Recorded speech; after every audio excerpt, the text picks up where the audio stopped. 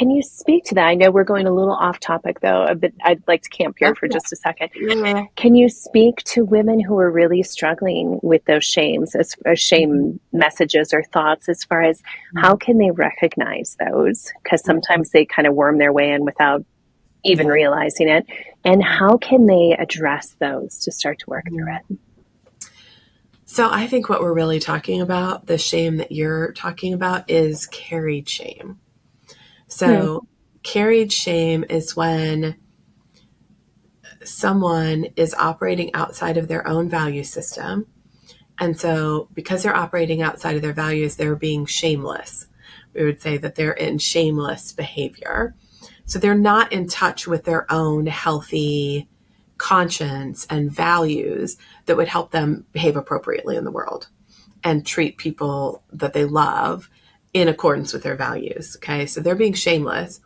What happens is that shame very easily spills over onto the person being harmed.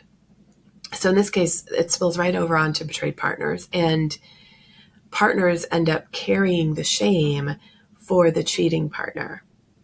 And so that looks like the shame attaching itself to all different parts of us. So I always feel like carried shame is like tar. Like it's like uber sticky. It's like adheres, like it's so hard to get off, it's just Yeah. super tacky, sticky, awful, and merges almost with us. So carried shame is going to attach to our sexuality.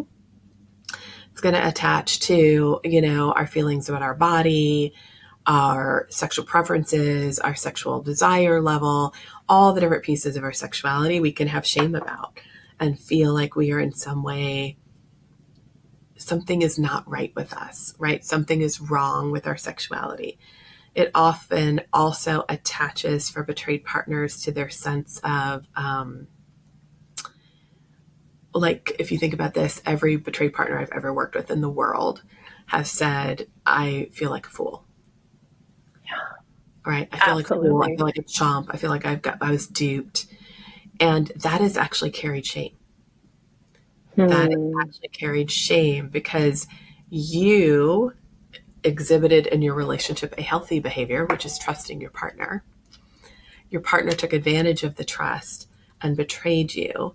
And now the shame of that has come over and attached to you, and you feel like a fool. And you feel like there's something wrong with you that you trusted this person, and yet that doesn't belong to you. So carried shame can attach itself to different pieces and parts of us. And what you want to do with carried shame is give it back. So you can't really heal carried shame because it doesn't belong to you. What you have to do is release it. It's like, I use the example in my book that it's like being given a bag of shame rocks and being like, okay, thanks, I'll carry those for you. And being like, I'm gonna take those and I'm just gonna carry them around as I go through the world, this big bag of shame rocks. And they don't belong to you, but they attach to all these different parts of you. So you have to give them back. You have to put them back where they belong. They belong to your partner. Your partner is going to have their own journey to deal with shame.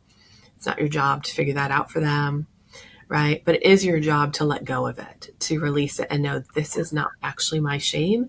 It's carried shame that has come over and attached to me, and I'm going to give it back and release it.